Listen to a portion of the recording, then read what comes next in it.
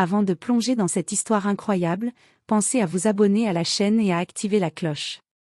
Ici, chaque récit a quelque chose à dire, et vous ne voudrez pas en manquer un seul. Cela faisait 8 longues années que Maggie était morte.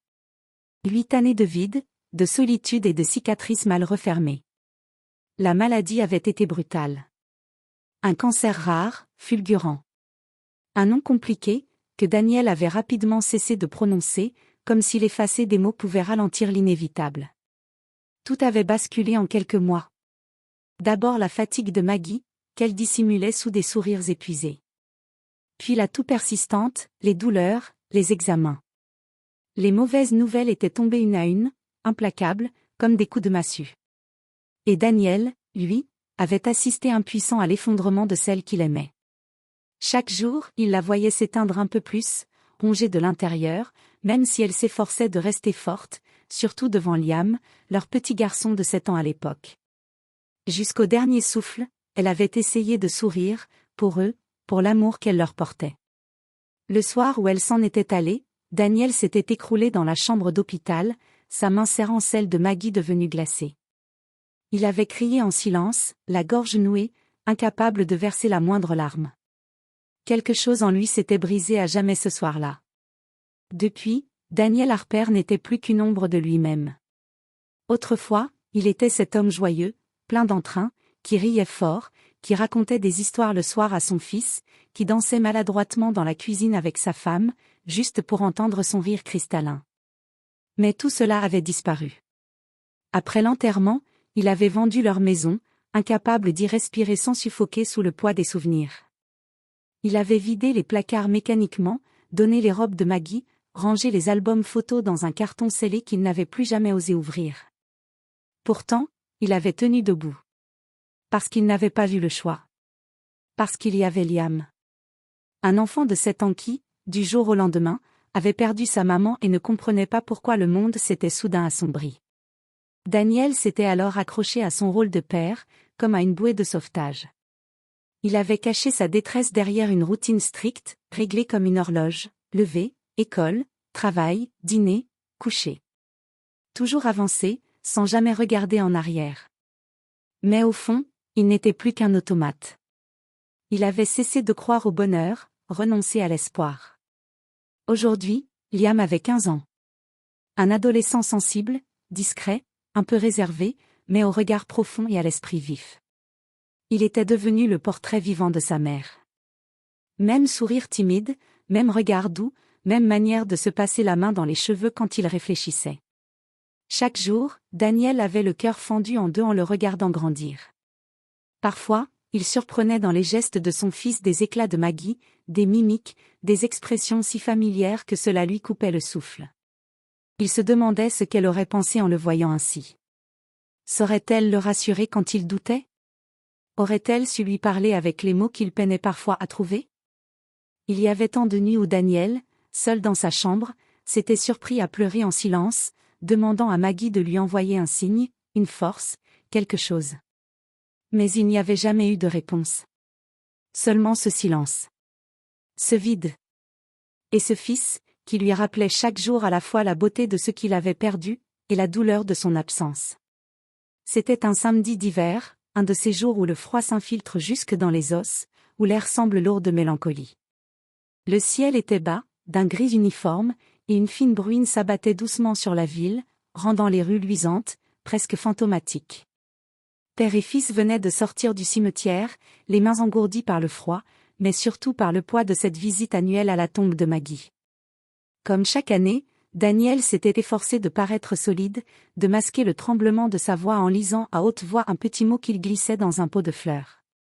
Liam, désormais adolescent, avait grandi, mais il gardait ce même regard silencieux en fixant la pierre gravée, Margaret Harper, épouse et mère aimée, 1983 à 2017. Daniel savait que ce rituel était devenu pour eux à la fois une habitude et une épreuve. Chaque année, la douleur revenait, intacte, aiguisée par le souvenir. Pour alléger l'atmosphère, pour briser ce froid qui n'était pas que celui de l'hiver, Daniel proposa, d'une voix volontairement détachée. « Viens, allons déjeuner quelque part. Un endroit qu'on ne connaît pas. Ça nous changera les idées. » Liam hocha la tête sans discuter. Ils marchèrent en silence dans les rues calmes du centre-ville de Charleston, une ville qu'ils avaient rarement visitée en famille. Ici, tout leur semblait étranger, et c'était sans doute mieux ainsi. Moins de souvenirs pour les hanter.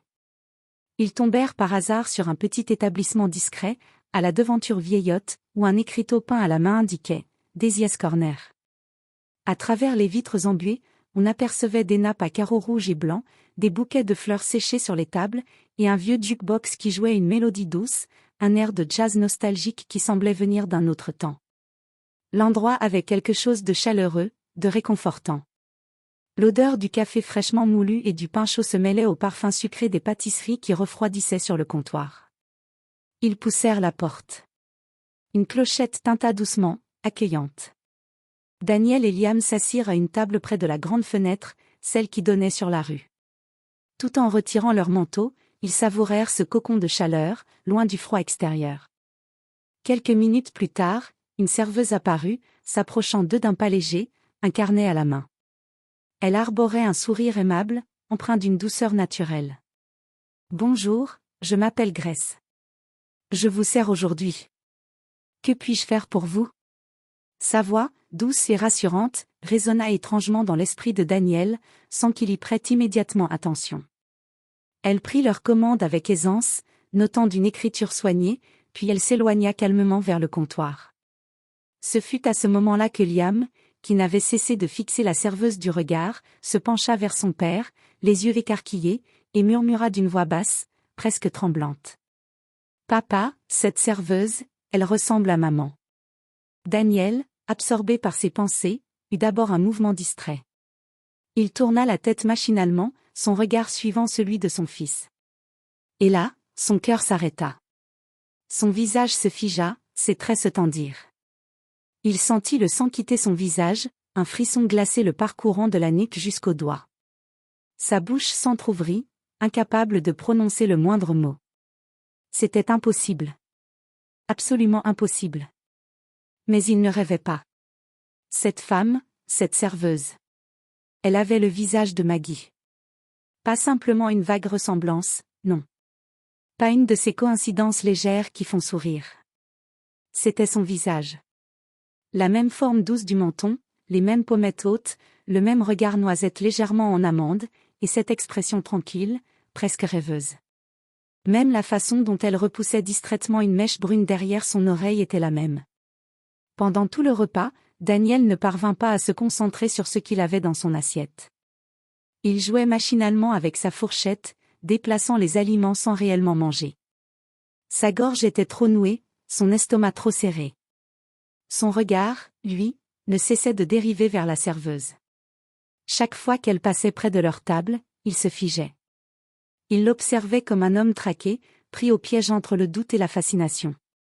Elle avait la même chevelure brune ondulée que Maggie, ses longues boucles épaisses qui retombaient en cascade sur ses épaules, avec ce mouvement naturel qu'il connaissait par cœur. Mais ce n'était pas tout. Il y avait sa façon de sourire. Ce petit sourire en coin, discret, presque timide, qui dévoilait une fossette au coin de la joue gauche, exactement comme Maggie. Et sa voix? Mon Dieu, sa voix. Douce. Un peu voilée. Avec cette intonation posée, un peu chantante, qui résonnait comme un écho dans la mémoire de Daniel. Il ferma un instant les yeux, écoutant à peine les paroles de son fils en face de lui.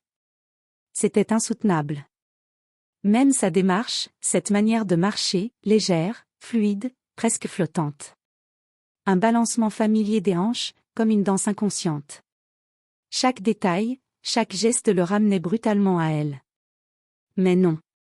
Ce n'est pas possible. Maggie était morte. Il avait assisté à tout. Il l'avait veillée nuit et jour à l'hôpital, jusqu'au dernier instant.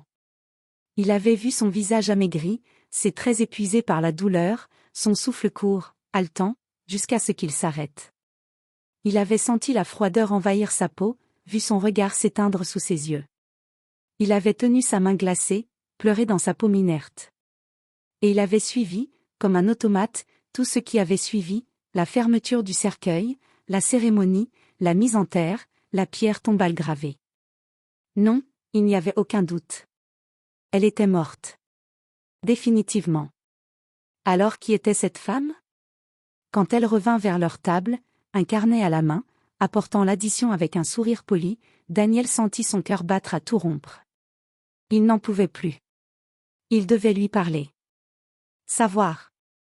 Il leva les yeux vers elle, croisa son regard, et sentit un vertige l'envahir. Ses yeux? Les mêmes yeux noisettes. Profonds. Un mélange de tendresse et de mystère. Il se força à parler, la voix rauque, nerveuse, presque tremblante. « Excusez-moi, balbutia-t-il, incapable de masquer son trouble. Je sais que ça va vous paraître étrange, mais, vous avez un air de quelqu'un que je connaissais. » Elle le fixa, légèrement surprise par l'intensité de sa voix, avant de sourire avec gentillesse, d'un sourire simple et sincère. « Oh, vous n'êtes pas le premier à me dire ça, » répondit-elle en riant doucement, un rire léger, cristallin, qui fit frissonner Daniel. « Parfois, des gens me disent que je leur rappelle une sœur, une amie. C'est drôle, non ? » Mais sous ce sourire, sous cette apparente légèreté, Daniel perçut autre chose. Un éclat dans le regard. Un frémissement dans la voix. Comme si, l'espace d'un instant, elle-même s'était sentie troublée. Comme si, derrière ce masque serein, il y avait une fissure. Un frisson parcourut l'échine de Daniel. Ce n'était pas simplement une ressemblance physique. C'était plus profond. Comme si leurs âmes s'étaient reconnues avant même que leurs esprits puissent l'admettre. Il détourna les yeux, désemparé, incapable de reprendre son souffle. Il comprit à cet instant que cette femme, qu'elle soit Maggie ou non, allait bouleverser sa vie. Et ce qu'il venait de ressentir, cette déchirure intérieure, n'était que le début. Après avoir payé l'addition, Daniel et Liam sortirent dans le froid. L'air glacial les frappa en plein visage, mordant leurs joues, mais Daniel n'y prêta aucune attention. Il marchait mécaniquement, les mains enfoncées dans les poches, les épaules voûtées, l'esprit ailleurs. Liam, lui, sentait bien que quelque chose clochait. Son père n'avait pas décroché un mot depuis leur échange à l'intérieur. Il ne lui avait même pas demandé s'il avait aimé son repas, ce qu'il faisait pourtant toujours. Ils rentrèrent chez eux en silence. Mais dans la tête de Daniel, tout tournait en boucle. Ce visage. Cette voix. Ce rire. Il s'était efforcé de trouver des explications rationnelles pendant le trajet, une coïncidence génétique, une simple ressemblance troublante, peut-être une cousine éloignée, une illusion de son esprit fatigué. Mais rien ne tenait. Tout en lui criait que ce n'était pas une coïncidence. Il en avait la nausée. Son cœur battait vite, trop vite. La nuit fut un supplice. Il tourna dans son lit, incapable de fermer l'œil. Les souvenirs de Maggie s'entremêlaient aux images de la serveuse. Chaque détail revenait, la fossette, la voix, la démarche, et surtout, ce regard. À l'aube, il avait pris sa décision. Le lendemain, sans prévenir Liam, Daniel retourna seul au restaurant. L'ambiance y était toujours aussi chaleureuse, comme si rien n'avait changé. La même odeur de café flottait dans l'air, le même vieux jukebox fredonnait un air jazzy. Mais dans l'esprit de Daniel, tout était différent. Il avait l'impression d'entrer dans un lieu sacré, ou maudit. Il s'assit à la même table que la veille, près de la fenêtre.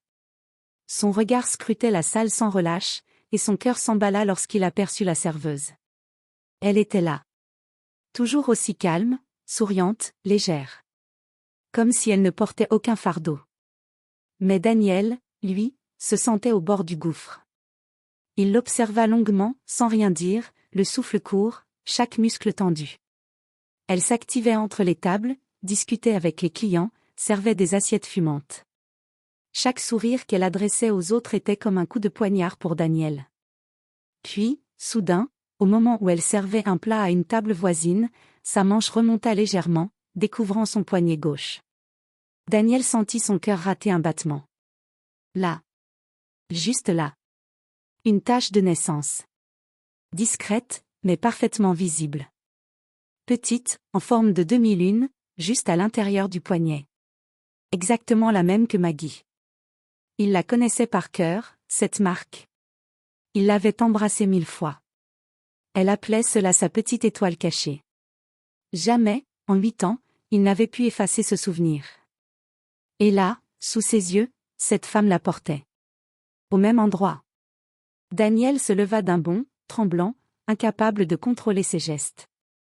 Il se dirigea vers elle, sa respiration hachée. « Excusez-moi, je sais que cela va vous paraître très étrange, mais... » Sa voix était tremblante, presque rauque sous l'émotion. Elle le regarda, surprise, fronçant les sourcils, visiblement déstabilisée. « Oui. » Il inspira profondément, cherchant ses mots.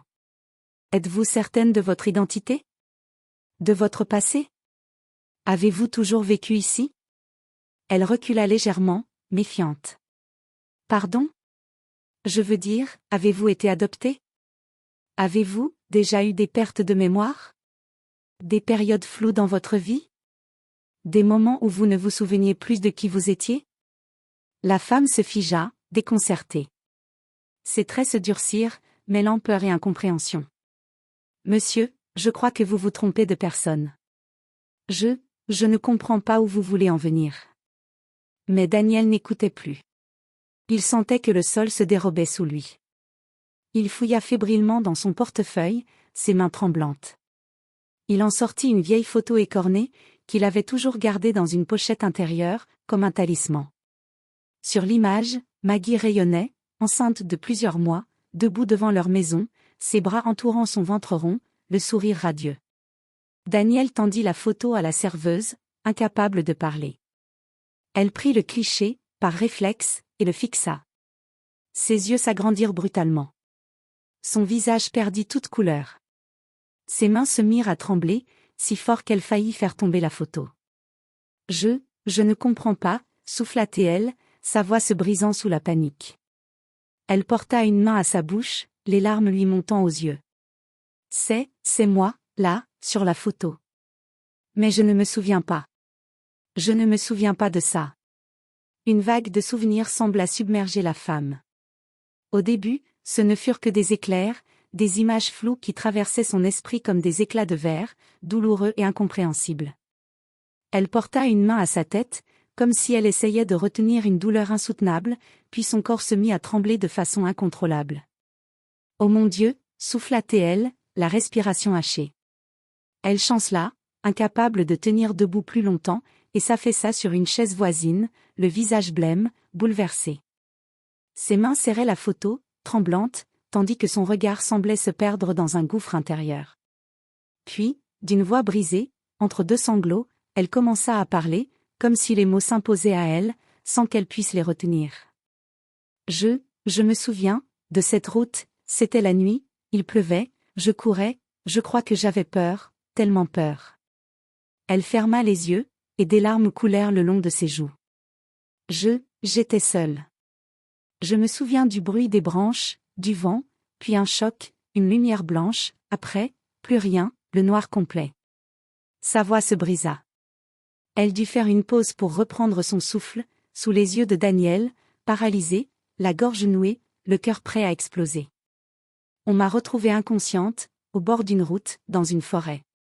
C'est ce qu'on m'a raconté après. J'étais sans papier, sans téléphone, rien sur moi. Les médecins ont dit que j'avais subi un choc violent à la tête. Ils parlaient d'un traumatisme, d'une perte de mémoire sévère. J'ai passé des mois dans un hôpital psychiatrique, dans le Vermont. J'étais incapable de dire qui j'étais, d'où je venais. Sa voix était remplie de détresse, mais aussi de cette terreur propre à ceux qui ont traversé un gouffre dont ils ne parviennent pas à sortir. Elle poursuivit, d'une voix à peine audible. Ils ont fini par m'appeler Grace. C'était une infirmière qui m'avait donné ce prénom, parce qu'elle disait que j'avais eu la grâce de survivre. Je l'ai accepté, parce que je n'avais plus rien d'autre. J'ai vécu sous ce nom, dans ce corps que je ne reconnaissais pas, en me construisant une nouvelle vie. Mais au fond de moi, il y avait toujours ce vide, cette douleur sourde. Comme un morceau manquant. Daniel, lui, n'arrivait toujours pas à parler. Ses mains étaient crispées sur la table, son regard fixé sur elle, abasourdi. Tout en lui refusait d'accepter ce qu'il entendait, mais il savait que c'était vrai. Il sentait que c'était vrai. C'était elle. Maggie. Sa femme. Vivante. Là, devant lui. Pendant tout ce temps, elle n'était jamais morte. Elle avait disparu, effacée par un accident tragique, par une suite d'erreurs médicales et administratives, et personne ne l'avait jamais reconnue. Il l'avait laissée mourir sur le papier, sans jamais savoir qu'elle respirait encore. Il finit par balbutier, la voix brisée par l'émotion. Mais, comment est-ce possible? Comment personne n'a pu? Elle secoua la tête, incapable de répondre, submergée par l'incompréhension elle-même. Daniel se redressa, avec une résolution soudaine, comme mue par un instinct vital. Il faut en avoir le cœur net. Il sortit son téléphone, les mains tremblantes, et chercha aussitôt une clinique spécialisée dans les tests ADN. Il ne pouvait plus laisser la moindre place au doute, même si son cœur savait déjà. Quelques jours plus tard, dans une salle d'attente froide et impersonnelle, ils reçurent les résultats. Daniel tenait l'enveloppe dans ses mains, figée, incapable de l'ouvrir.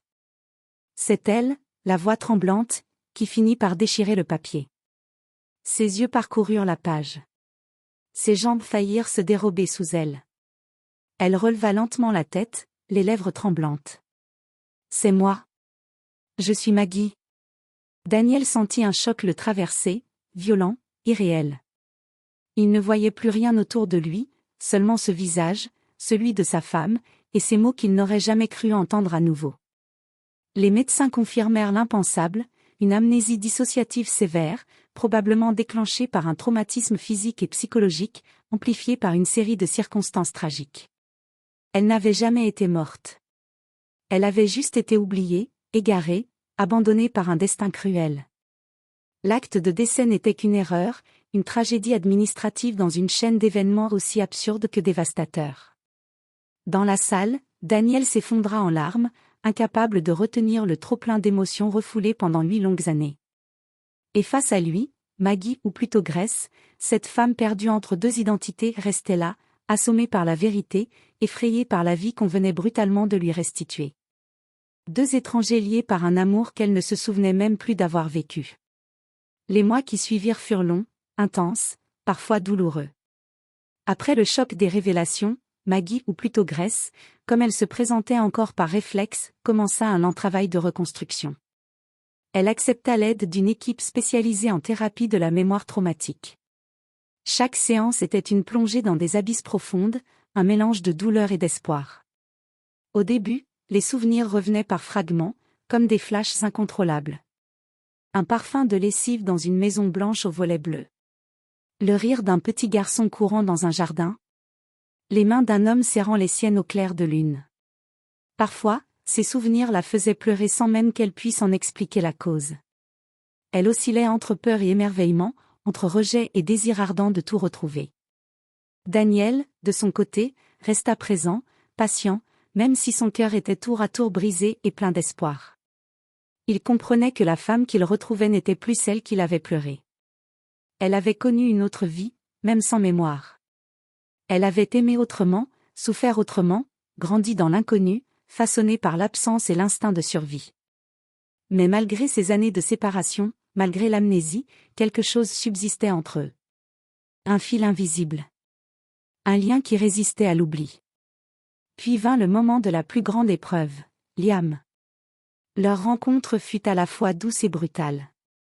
Liam, désormais adolescent, avait grandi sans elle, portant son absence comme une cicatrice silencieuse. Lorsqu'il la vit pour la première fois, il resta immobile, les poings serrés, incapable de dire un mot. Maggie s'approcha lentement, la gorge nouée, incapable de contenir les larmes qui roulaient sur ses joues. Elle murmura, d'une voix tremblante mais remplie d'un instinct maternel profond. « Mon bébé !» Et là, malgré tout, malgré les années perdues, malgré la douleur, Liam se jeta dans ses bras. Ils pleurèrent ensemble, longtemps, sans parler. Ce jour-là, Daniel comprit que certains liens ne se brisent jamais, même face à l'oubli. Les mois s'écoulèrent, marqués par des rendez-vous médicaux, des repas maladroits mais sincères, des après-midi à feuilleter les albums photos pour raviver la mémoire. Petit à petit, Maggie retrouva des pans entiers de sa vie d'avant. Son amour pour Daniel ne revint pas d'un seul coup, mais il réapparut sous forme d'évidences discrètes, un éclat de rire partagé, Un regard complice, la chaleur d'une main dans la sienne. Ils apprirent à s'aimer autrement. Sans s'accrocher au passé, mais en construisant un présent neuf, où la patience et la tendresse guidaient leurs pas. Ils décidèrent de recommencer, mais différemment. Pas comme avant. Plus comme deux inconnus qui choisissaient de redécouvrir l'amour, avec la sagesse de ceux qui savent combien la vie peut tout arracher en un instant. 1 an plus tard, dans ce même petit restaurant où tout avait commencé, la vie avait repris son cours. Maggie, désormais pleinement elle-même, continuait de servir les clients, son sourire illuminant la pièce. Elle rayonnait d'une lumière nouvelle, sereine et épanouie, comme si elle portait désormais la force de 2 vies réunies. Ce jour-là, un client entra, accompagné de son fils. Ils s'installèrent près de la fenêtre. Lorsque la serveuse passa près d'eux, l'homme la regarda longuement, intrigué, frappé par quelque chose d'indescriptible. Il se pencha vers son fils et murmura, pensif. « Elle me fait penser à ta mère. » Le garçon, un adolescent à la mine éveillée, sourit légèrement et répondit, d'une voix douce, avec une sagesse presque adulte. « Oui, c'est parce que c'est elle. » Dans un coin de la salle, assis calmement, Daniel observait la scène, un sourire discret au coin des lèvres, le regard apaisé. Il comprenait, à cet instant précis, que certains miracles ne sont pas faits de magie ou de hasard. Certains miracles ont le visage du passé. Et offrent une seconde vie.